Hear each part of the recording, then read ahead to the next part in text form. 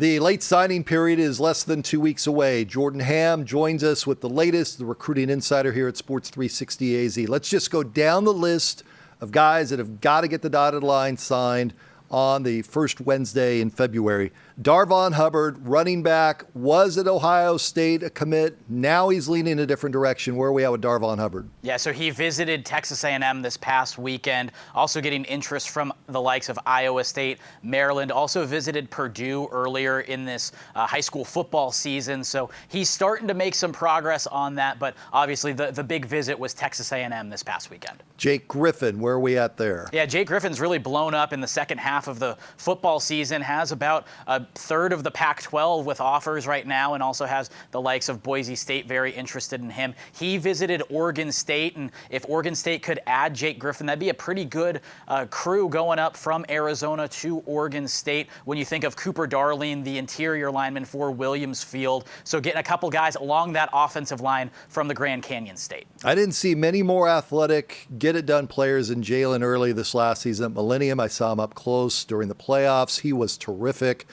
Is he going to stay in state? Where is he looking? Yeah, I think that right now NAU is sitting very well with him. They were the first to offer him. He also visited Flagstaff this past weekend as well. And I think they're the ones that have really made him a priority. So I think that really NAU's looking at him as a guy that really could just get him on the field and figure out where you can put an athlete to go make plays. Jordan, I know when it's the late signing period that linemen seem to find their way. And there's one out in the Southeast Valley who's starting to get some attention. Yeah, Hunter Scott from Perry High School, picking up offers from South Dakota State, from Air Force in the last week, also visiting NAU. And if you look at his offer sheet, most of these offers came around November 15th and on. A lot of options for him. And like you said, a lot of schools coming in late on Hunter Scott.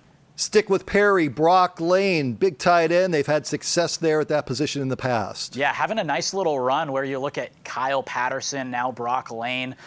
This is a guy that has a very high GPA, has the measurables certainly to go out and make plays at the next level. Recently visited Air Force, also picked up an offer from Coastal Carolina, and NAU making a late push on him as well. Okay, let's switch over to a coaching change that happened in the Pac-12, and that's up at Washington. They've come in here in the last week. They've gone after a couple of big 2021s. Yeah, you have Jimmy Lake now running that program, has done a great job recruiting Arizona, especially at the defensive back position. When you think of Byron Murphy, Dom Hampton over at Centennial, now Jacoby Covington in this most recent class, and he offers two Arizona defensive backs, guys that I think have already blown up but will be big-time college football players. Denzel Burke and Steven Ortiz Jr., both of them were on campus when they received those offers. Jordan Ham knows all, tells all. You can follow his content over on the website at sports360az.com.